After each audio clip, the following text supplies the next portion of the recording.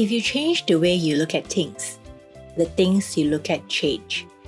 That's the favorite quote of my guest today, a Thai entrepreneur who runs not one, but 3 businesses and is looking to create even more impact around her through her next phase. Hello and welcome back to Season 3 of the Womenpreneur Asia podcast, and I'm your host, Krista Good. Womenpreneur Asia is my way of bringing you stories of hope, courage, and optimism from inspiring yet down-to-earth women in business across Malaysia and Asia. This episode is sponsored by Reebok Studio.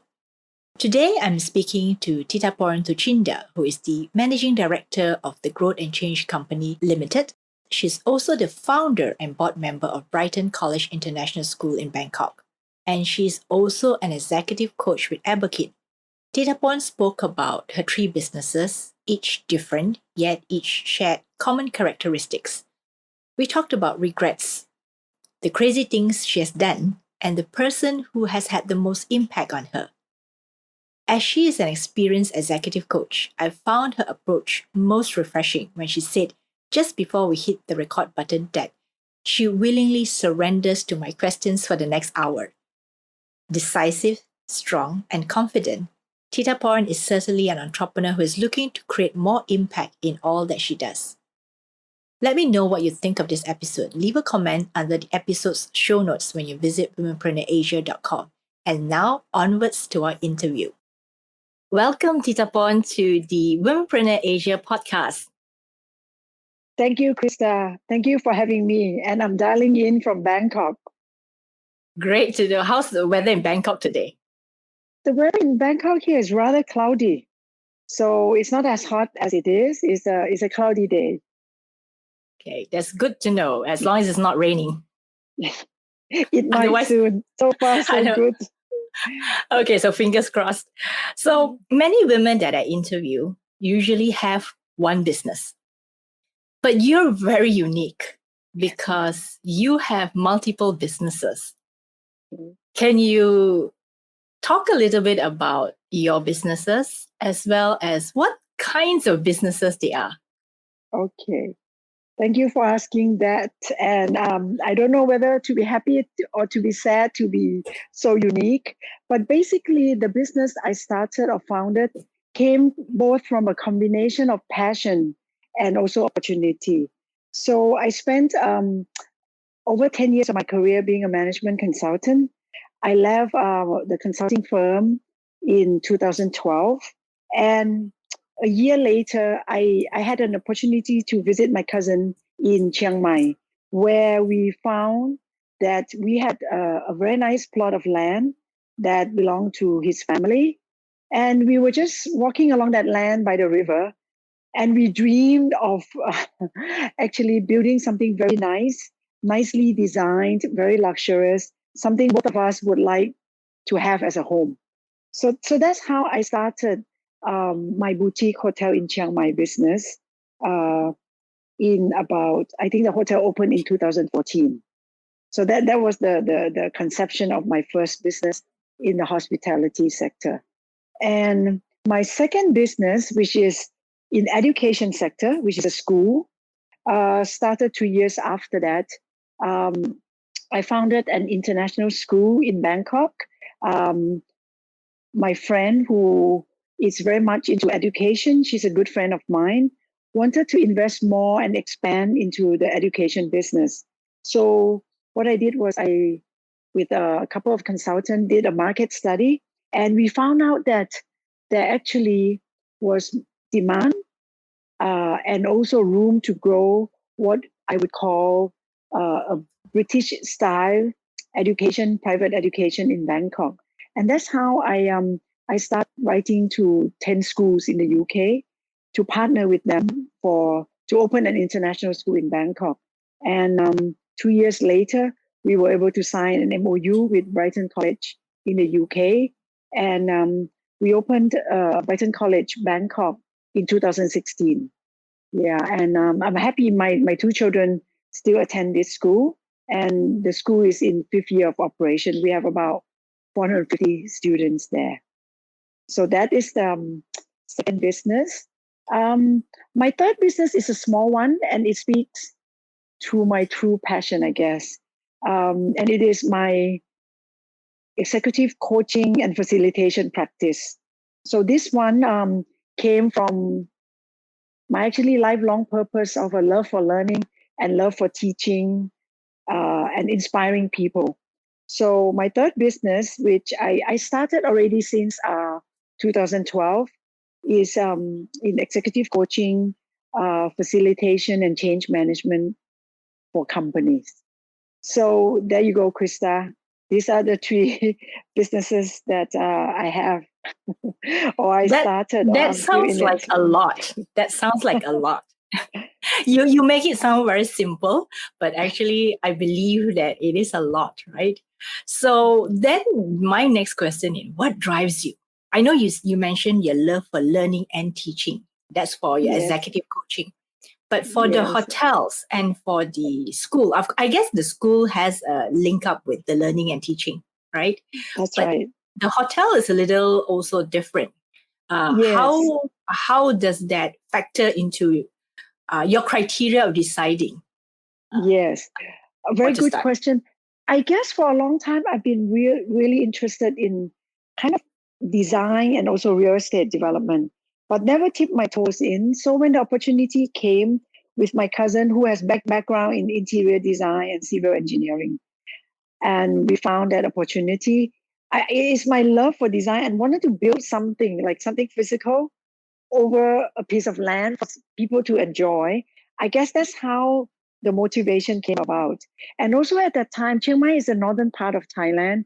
It has a lot of culture and nature, and quite a popular tourist spot, both for locals and also international. But there never is really a luxurious like real estate projects. And I don't know why. So I thought it would be good to pioneer something in this town, in this province. So that was the drive, Krista, to answer your question. And I would like to let you know that that question didn't come from me. That question Okay. came from our dear mutual friend Anusha. Okay. Oh, good question indeed. Yeah, because I remember when I was asking her, I said, I'm going to interview Titaporn soon. Would you have any specific question that you want to ask her? And then she says, yeah, besides family, besides what she's doing, what drives her? So, Okay. so I inserted that as part of the question. I hope she's listening now because I'm answering her question. Yeah, I will let her know that you actually answered the question at the beginning of the podcast.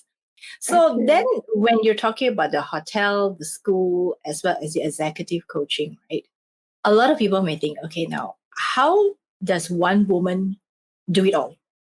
I know you did it in different years. Stages. Yeah, Yes. but you still have to overlook it, manage it, Yes. at least have some, like going through looking at certain things in the hotel and also in your Yes. schools and all that. So how do you do it? On Yes. top of that, you have a family, right? Yes, I have three children, so I'm married with three children. My first is in college already. She's 19 years old. And then the second two, they're twins. They're 15 years old. But that's a good question. I guess the way I will answer the question is during the startup phase is the toughest, right? So in the startup phase, I didn't start them all together. It was sequential, right? I started the hotel first. So startup phase, usually you are really busy for 24 months, I would say, to get the concept up, to get financing, to get whatever partners you want to get to build it, and to also recruit the team. And usually, in my experience, the first team is not the first team that stays, right? It usually has a couple of iterations or turnover. So I guess in startup, the first 24 months for me is the hardest. And since now the hotel is quite stable, the school is quite stable, I'm more in the, like you said, managerial position. So how I divide my time is, I guess right now, because it's not in startup phase, it's more manageable. But I I guess I'm very efficient.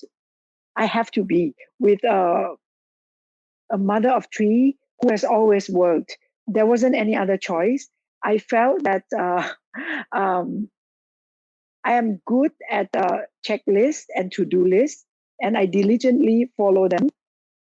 Even the smallest things, like I have to check an ad for my hotel, I will put it into my iPhone. So I never miss a thing.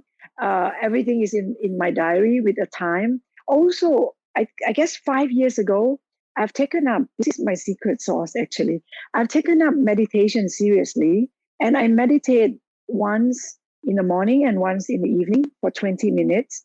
And I must say that that gives me a lot of focus and attention. And I think with focus and attention, I'm able to deal with so many things at hand.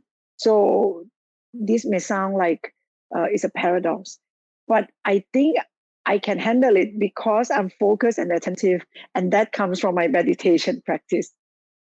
I don't know Wow. if that answers your question. I think And also that, iPhone, that the should be a to-do good list. secret sauce.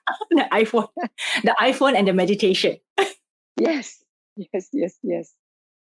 I think But that's it. Yeah. but that was a hotel startup, right? Yes. Was that any different when you started up the school?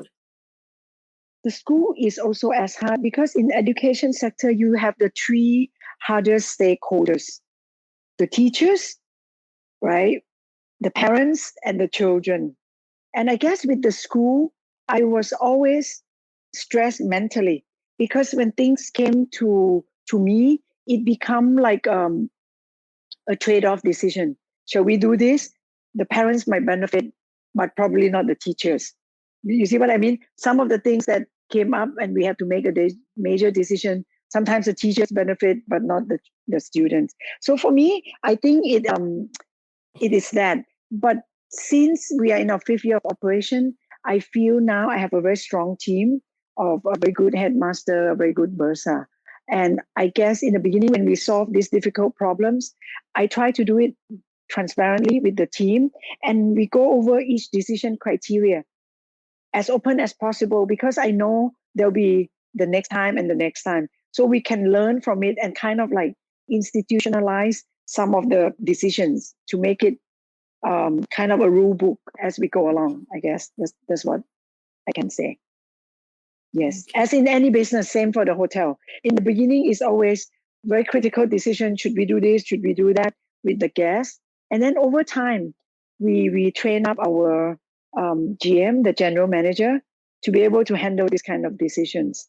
So for me, the hardest part is decisions.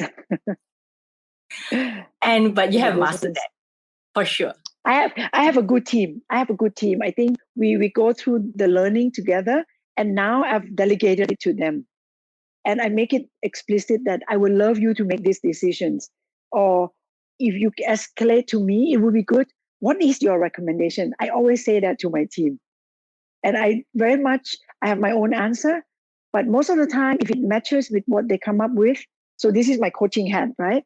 I would say I exactly think the same way as you have recommended to me, because I want to build that confidence and the ability to not have to escalate anymore eventually. Wow. That is a good tip. Yes, that's a good tip. And I want to give this tip to everyone as well, right? That you can, with your team, right? Or your manager or anyone as an owner, you do it together with them for maybe 1 or 2 years and be as transparent as you can about how you make the decision. And then once you think you want to delegate, like I do, which I do because I have so many things on my plate, you tell them that yes, you can come up to me with decision or questions, but I would love to hear your recommendation. What do you recommend? It's kind of coaching them and also giving them confidence. I think that's the way to really be hands off and build a good team. And I can see that is how you manage your multiple businesses. Exactly. To have good team, to build good teams. Then my next question will be, how do you find the good teams? Because you say the first team that you started with may not be the ideal team. Yes. Yeah. It's a very, very good $1 million question, Krista. I still feel I don't have the perfect answer, but from experience, I feel that the most you can do, you look at a CV, right? And everybody does so well in interviews, to be honest, right? Even if you reference check, it's still always good. And I guess I don't have an answer to this, but I learned after a couple of turnovers, right? And I must say that the people who have stayed with me, like the current most stable team, may not be the best team on CV, right? On the CV, or yeah. But if I look back, it's more the attitude and the ability to work together to go over the problems and the hiccups in a startup. So I guess if you want to hire someone, look at the attitude is what I would say. Second is I get smarter in my second round of interviews, right? When I lost people, I would also tell them the truth that this is a startup. If you are not, if you think that you come here and we have a system, like an HR, if I hire an HR manager and we already have an HR system, you are wrong. And I would tell them that, look, it will be challenging because you will be implementing a system as well as building it. Are you up for it? Because we are not a big company that has a system in place. If you are, then this is a place for you.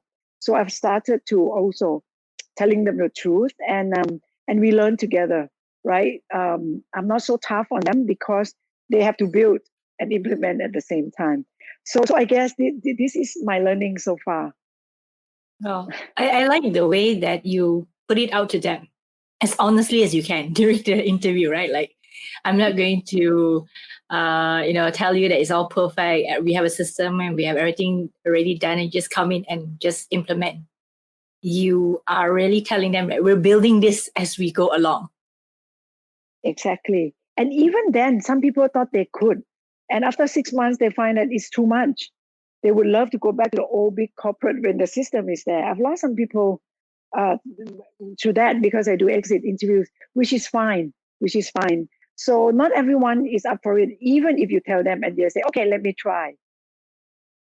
Yeah, startups are not easy work. Yeah. And that is where there's a lot of shifts, right? A lot of shifts in people coming in and going out. Exactly. Then among all the three businesses, which one did you find the most challenging? I mean, I know you told me about like the hotel and the school, and of course, yeah, exactly. Which is challenging most, I would say most challenging. I think it's the school. Because the stakeholders at stake is so high, right? Because it's children, students, which also have their specific needs. Parents, right? Parents these days love their children. So they also want every single answers. And teachers. Teachers are also extremely educated, well-trained. So they also have their certain ways of doing things. So I feel the stakeholders requirements are the toughest in the school. But for each of the business, I learn different things. I learn different lessons. And in this way, I'm also going to ask you, in what ways can people learn to be better entrepreneurs? Because do we have to come with some prior experience, or do we have to come with like an open mind to just learn? Okay, good question. I think an open mind to learn is definitely a minimum bar, right? I feel that to be successful entrepreneur, on top of that, I think you need to be able to kind of get excited by a concept, right? Whatever it is, and also make sense of it in terms of business model, right? Like, how am I going to make money, and how am I going to lose money? I think that's the second ingredient, right? The passion for the concept and meaning making of that concept in business terms. Like you said, the ability to learn and as you go along and adjust is the second. And then the third is just the pure passion, I guess, for building the business, go after the concept that you love. Okay. What about prior experience? Because I know you came from the corporate world. Yes. Does that count? I think it does. I must say it does. My job as a management consultant, I do a lot of business plans, feasibility studies. So it does help to a certain extent. I would say it helps in logical thinking, rational thinking, numbers and data driven. But there is also the execution point when you're dealing with teams and employees, the number one staff like that, right? Where you really need the human part also you need the execution part, the non-business part. So I think that I learned along the way as well. Mm, Yeah. The okay. corporate, yes, have the solution, but not all. Yeah.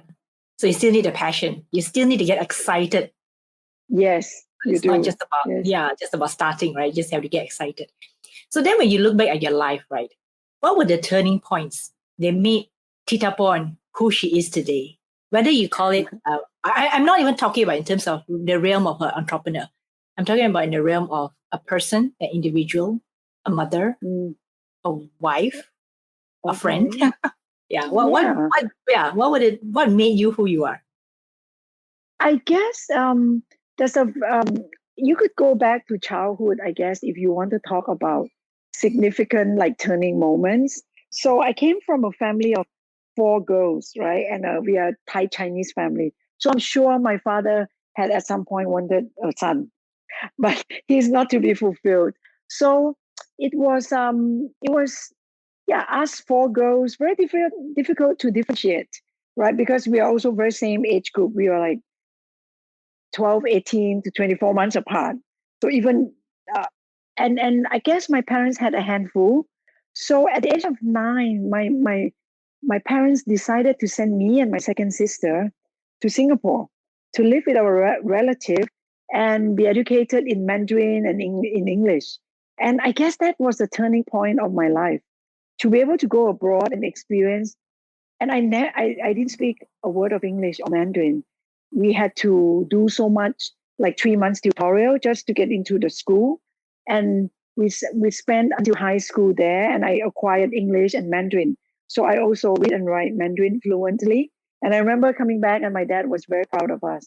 I guess that was a turning point to be abroad without parents in a different culture, in a different language, and to adapt and yeah, live a life there. I think that's my biggest turning point. I guess it taught me adaptability and independence at a very young age. So that makes who you are, part of that secret sauce too. I guess it does. I guess it does. Yes. Um, Another turning point in my life would I just choose a few significant ones is I guess in 2012 when I decided to leave I love my job as a management consultant and I've been in it on and off for like 12 years. And I thought this is it. This is the career I love most. And to decide to leave is quite painful, but it's significant for me because I wouldn't be doing the interview with you, feeling so fulfilled in my life if I hadn't closed that chapter of my life. So though it was sad to leave a career I enjoy and love, it really opened doors to many things I'm doing now. So that's another significant moment for me. And I learned that the phrase to close one door really means open door to other things. So don't be afraid to close any door. Just think how many other doors you are opening. But So that when you were leaving your management consultant job, what was going on in your mind at that time? Do you know exactly what you're going to do? Like when you left? no, I did not. I Do did you have not. a Very plan? good question. Do you have a Spot on. plan? I didn't have a plan, but I was confident that with the experience I have and the passion I have, there will be something for me to do. And I was also uh, quite strong and determined about starting my own business. I knew at that time that I will not go into corporate. There was a lot of corporate job offers for me. I declined all of them. So I knew at least that, but I didn't know what business yet. But I know I wanted something to start something on my own. I wanted to build something. That was yeah, that's what I knew. I So can it's see also that this building theme is in your life. yes, you can say it is. But after a couple, I'm just now enjoying the stability of the ongoing business for now. And they're pretty young business as well, right? 4 5 years old business. Yes. Yeah. So now that we have talked about some of the turning points in your life and all that, I know right now we're recording in the middle of the pandemic. And while I don't think your executive coaching is very much affected, neither is the school. I'm not too sure whether the school is open or is it still like, Yes. doing the hybrid model. But definitely the hotel business would be Yes. affected. Yes. How is it right now for you, for your hotels in Chiang Mai? Yes. You are absolutely right. So right now, what we have done since the pandemic is we never thought it would last this long, to be honest. So what we do in the beginning was we had some of the employees move over to my cousin had a furniture business. So we reskill them and redeploy them into some admin tasks in the furniture business. We started because our kitchen is still up and running. So we started some catering to homes, to offices. We had to adapt to keep the kitchen staff running. So we do that and we still do that now. So the kitchen is still operating. And we open the food and beverage part. Um, we have to close off the residential part for a long time now. I'm proud to say that most of our staff are still with us. We did not lay them off, so we are able to find jobs for them. And at one point in time, 3-4 months ago, when there was a pandemic in Chiang Mai, we actually converted. We had our license and we worked with a hospital and turned it into a hospital. So people who were infected with COVID but were in green zone, with the help of doctors, could live there. But now in Chiang Mai, the pandemic died down, so we have temporarily stopped the hospital service. So we have adapted. With the hotel, we had to adapt a lot. Yeah. So is it? I guess that's the most challenging one. What about your Absolutely. school? What about your school? School, we are able to do online, but at the beginning, because it was new for everyone, including parents, so there were a lot of getting used to. A lot of parents who were also hit hard by the COVID. They had to work from home, especially the young ones. When we do online, the parents of the young ones had also had to accompany their children. So I think there was quite a bit of adjustment. So we have to handle quite a bit of complaints. But now, because we're third and fourth wave, and our school is very much prepared, so all the teachers and us, we have a good system of checking in, and people are more used to online. So it's much better now. And I think going forward, we as a school team also have to always be prepared for a hybrid model anytime it comes. Yeah, I think that I'm is sure what it's the same. Same in Malaysia. Yes. Pandemic has taught us that if you don't pivot, you don't try new things, you just either shrivel and die. Exactly. Same for my Yeah. coaching business as well, right? The coaching and the facilitation is 100% on Zoom now, right? And I would another adjustment I made personally is I used to have like 1 or 2 day workshops, and clients start asking in the pandemic, oh, we can spend 1 or 2 days on Zoom. Can you shrink whatever you do in 1 or 2 days into 2 hours, right? So I had to be creative and redesign the sessions. So we have to be adaptable and adaptive, I think, in COVID time. So for my 3 businesses, there have been adjustments, and I'm happily adjusting. I really embrace it. I like it because it forces me to be creative, and it made me realize sometimes we do get by at so little with so little resources. It's quite incredible, right? We still can do whatever we used to do. And I feel that we should be also grateful that we are living in an era where we are connected, even though we are all in our homes, locked down. Yes. I have a special gratitude for technology and appreciation. I must say that. Yes. Yeah. Agreed. So looking at everything you've done and all the fantastic things that you set up and you started, what do you value? I know you talk about creativity, right? I'm sure you value that. Yes. I know you also talked about like building, growing people. I think that's part of mine. But yeah, from your own perspective, what do you value? I value anyone, anybody, of any job, of any stature, that can learn, that can be inspired to learn from anything, be it a conversation, be it a book, be it an experience, be it a movie, right? So I value learning, and I value people who are inspired to learn all the time, especially from their challenges and difficulty.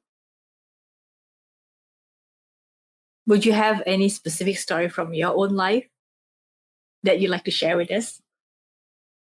It doesn't, well, it could be about you, but anything that you probably saw in the last 1 week, 2 weeks that inspired you. Yes, actually, I see. I see a lot of people in my coaching, right?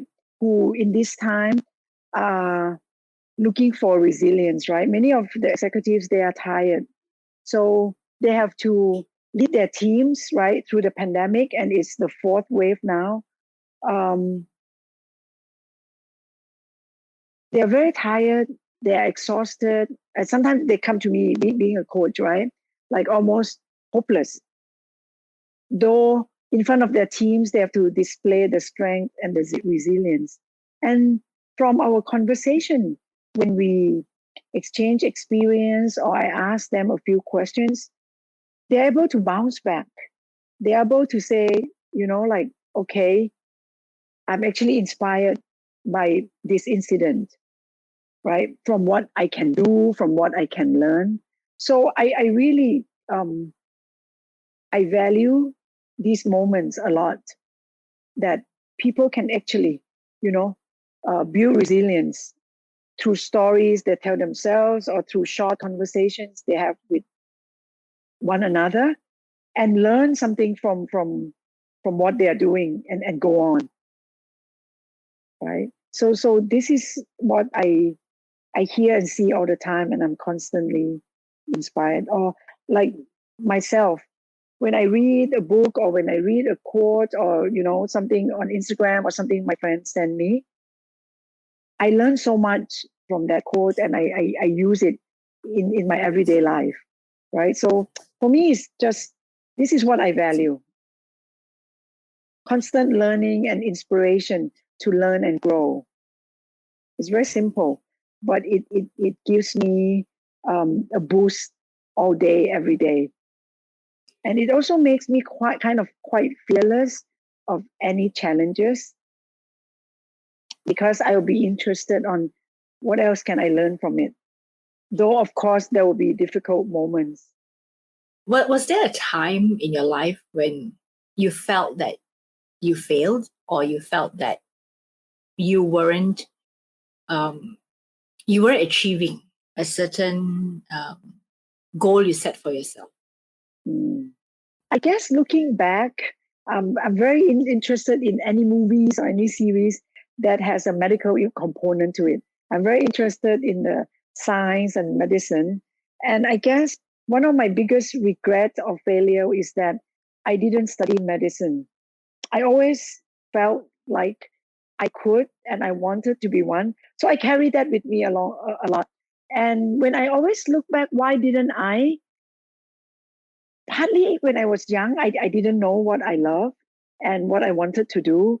I always felt like, wow, if my parents were to nudge me, but I was so independent that they didn't have a say. I wish I could go back and learn science more than business. I chose business as a bachelor degrees and also master. So I felt I failed, not failed, but that's one of my biggest regrets. If I had to redo, I would do that. And the second one, I think the jury is still out on our hotel. I really hope to survive this crisis and still be able to come back and open and welcome all our guests and visitors back. I really hope that we are over this crisis maybe in the next 6 months. I don't say I'm successful yet, because the hotel has been open 3 years and we meet with this super heavy crisis. And I hope it survives. Yeah. That would be my two experience I share with you. I like the part where you said that you wish you studied medicine. But in a way, your life would have turned out differently, right? I guess if you're Dr. Titaporn, Yes. it I would love be totally different. yes. Yeah, I feel like I'm very amazed by the field of medicine and what you can learn about your body and healing yourself and others. And also, I guess medicine these days have a lot of technology, right? So I'm very intrigued. I'm always intrigued by that and continue to read. I read a lot about neuroscience now, like how the brain works, what part of the brain lights up when you do this, when you think this, or meditation and the brain. So yeah, right now I guess I study it from a distance, not as a practitioner. Yeah, I still try to fill myself up. So I want to go back a little bit when you said that you chose to study business. That was something that you wanted to do, right? At that point in time. Oh, Yes, yeah. yes. So that's also your And passion. yes, it was since I was 18 years old, right? And yeah, and up to this day, all I've done is business, which is good. But in a way, I feel like I keep telling my children this, and maybe it's wrong. I felt that it could be learned through experience, business. It needn't be academic. I felt more like the sciences, you need to like really learn, like go to the rigor of a 4-year college, right? And I say that, and a lot of business school might hate me, but a lot of I learned, yes, I could use, but a lot also comes from experience. So Yeah. I feel like, yeah, if I had studied something that really needed to be studied, Then your life would have been different. It would have been different. yes, it would have been different. It would have been different. I may not be on this podcast because I wouldn't be an entrepreneur. I you might may open my own clinic. yeah, your hospital. That's right. That's right. That's right. So in a way, you have done part of it because you did convert your hotel to help out with the Yes. COVID pandemic Yes. during the time when Yes. Chiangmai was having those cases, right? So That's right. That's to right. me, when I talk to you, you're a very determined and decisive woman. You know what you want. So I guess it's a bit hard when you have these two passions, like Mhm. you wanted to do medicine and you wanted to do business, and Yes. yeah. But maybe these days you can do both, like you say, study from a distance as Yes. well as still be in the business. But were you always this determined and decisive, even as a girl? um, I don't know. I guess the decisiveness, yes. I like to decide, although I can be wrong. But what I cannot stand is you ruminate over and over again and not make a decision. I really cannot bear with that. I don't know why. It's just me. I would rather make it. And if wrong decision, I would rather make a quick and wrong decision than not make a decision. And maybe that's my weakness too. So that's why I try to surround myself also with people who are more considered than me, that maybe hold me back, right? And say, okay, let's check this decision one more time. Just because I am the way I am. Because you have to make decisions fast, right? Yes, yes, because I feel that whatever is in your gut, that is often the right decision. And I use that a lot Mm. But because, we know that science tells us that leading from the gut is actually also part of the yeah, decision making. Very, I very try. accurate. I try to, because I always decide from the gut. And I tried once to decide from the gut and then use my rationale. Somehow my rationale would lead to that gut decision anyway. So I learned, okay, so just whatever you want to make a decision, and if it's quick, that is the decision you must make. Mm. Yeah, yeah. So It's a it good one. seemed like I'm confident, but I'm sure I made some mistakes along the way. And I sure did make an not so optimal decision. Then I have my learning. So I say, what can I learn from it? So I learn. Not too bad. Then then I also want to talk about something about impact, right? Because Mm-hmm. you also mentioned about making an impact as well as building capabilities and motivation for change.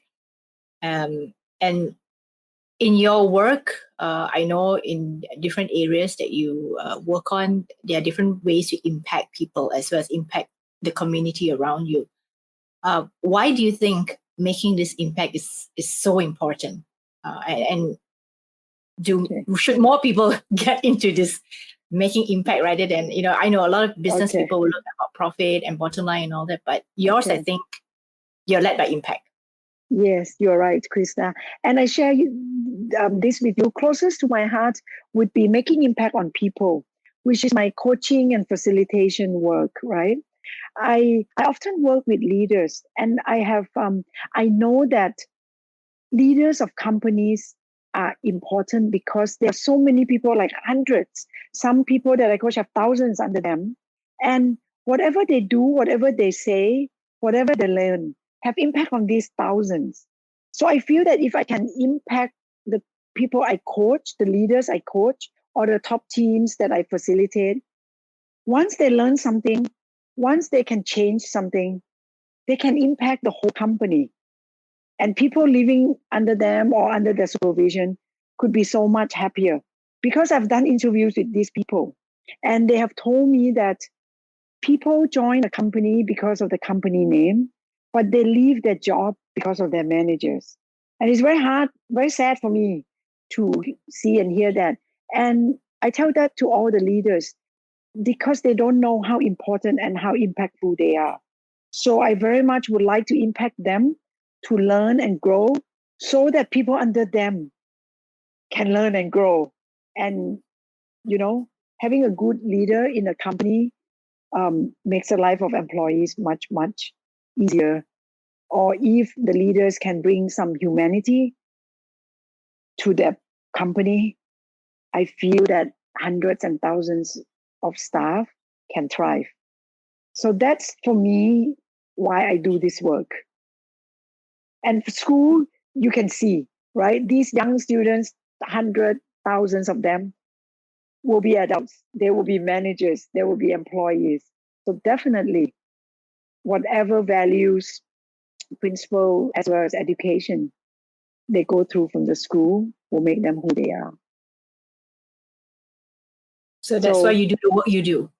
Yes, just to impact leaders so that they have more ripple effect on more and more people.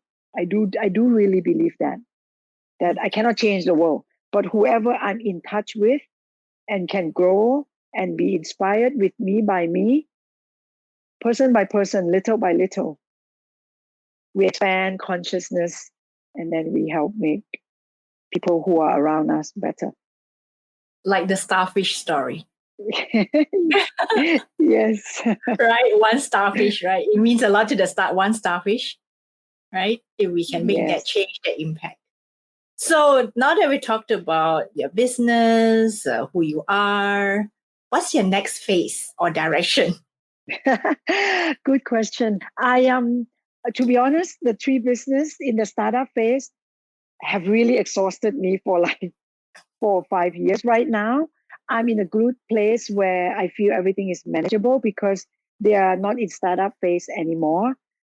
I'm not sure if I want to start another startup soon, though I often have business ideas, but I stopped short because I know what energy it takes to do a startup. I'm very interested now, and I've just started a few months in angel investing. So I'm very energized by some of the news that I see from startups of a group that I'm part of. So I would enter the Shark Tanks and hear new young entrepreneurs, startups, making presentation on their business concept, asking for support in resources. In my case, is investment.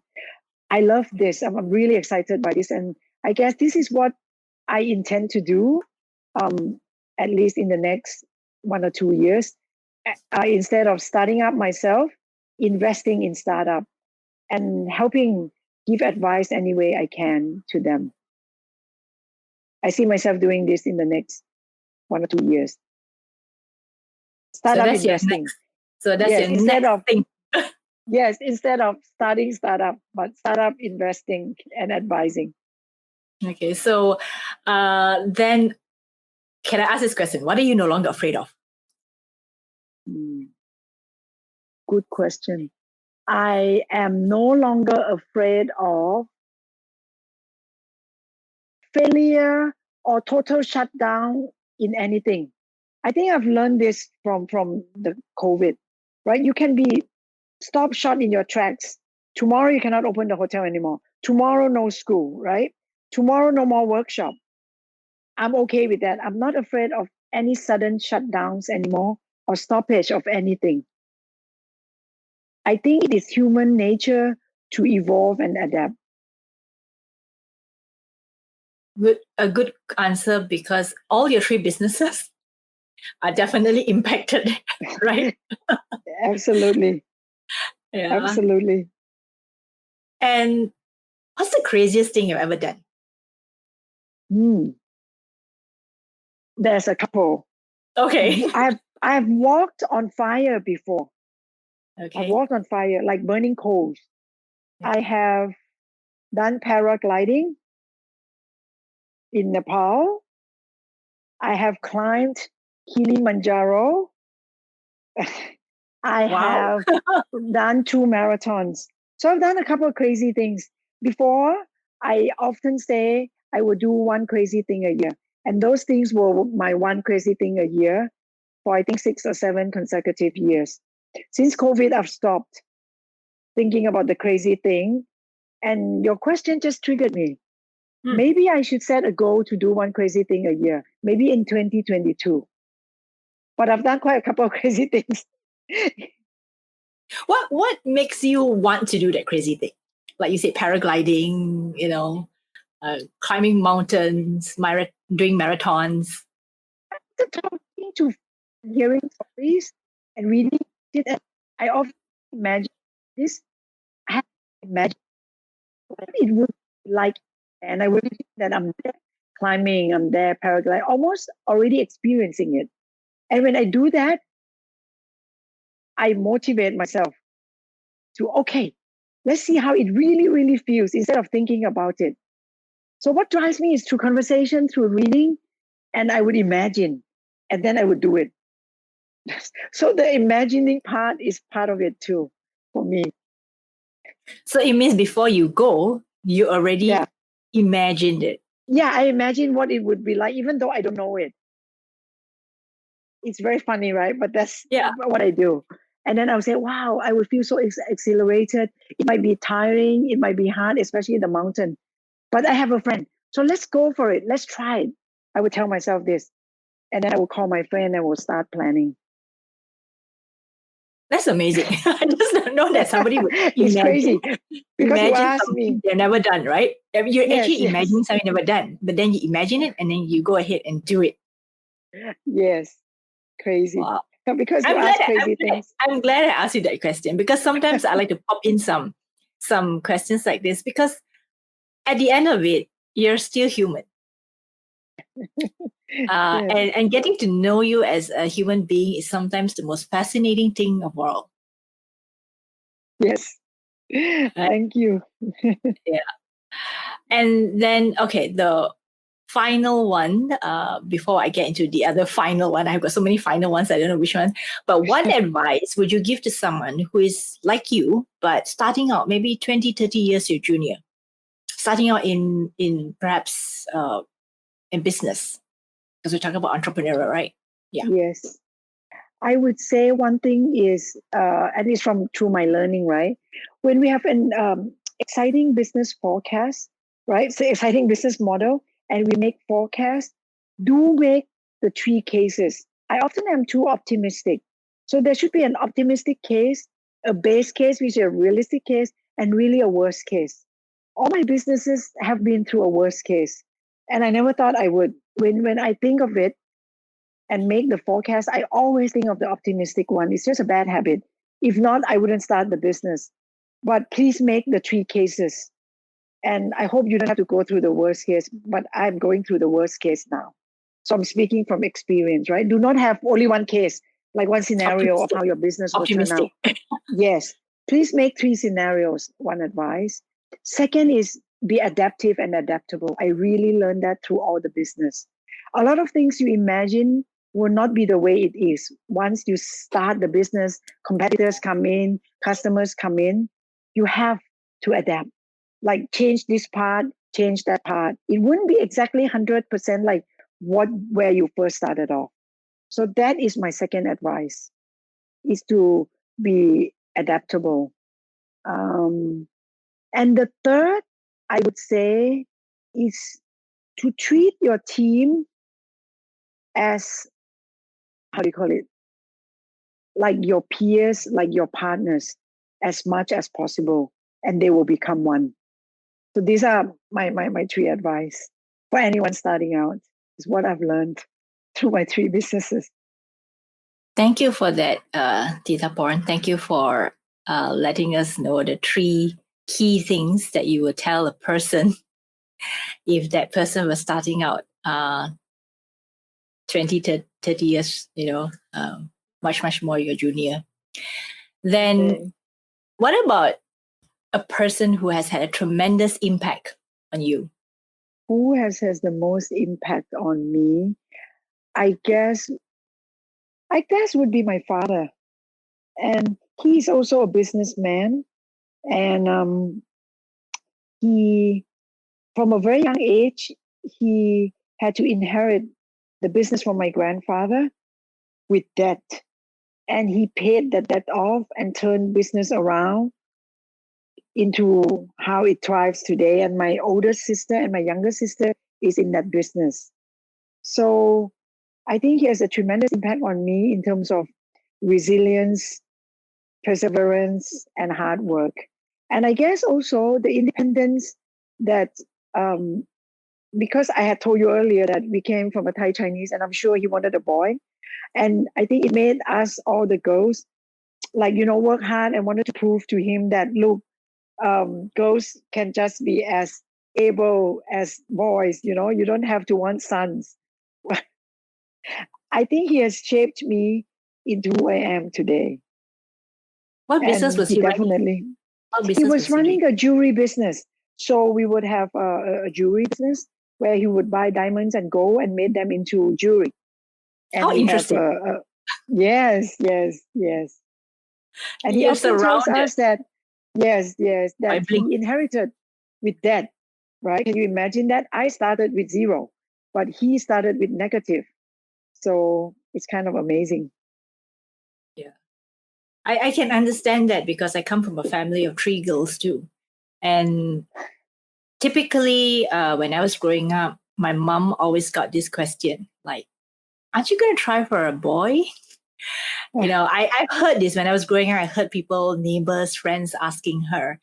And to my parents, they felt they were happy with 3 girls and they could, do what girls could do these days. I mean, we could all do, right? As long as you give them a good education, you believe in them, doesn't matter if it's a boy or a girl. Exactly. Yeah. And for yourself, you have girl and a boy, or a girl and 2 girls and 1 boy. And what are your hopes for your girls?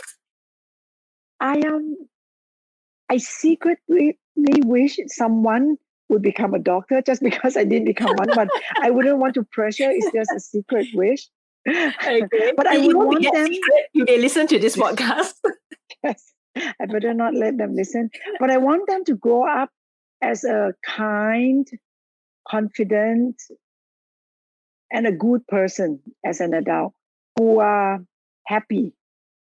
I think that's what I would want for them.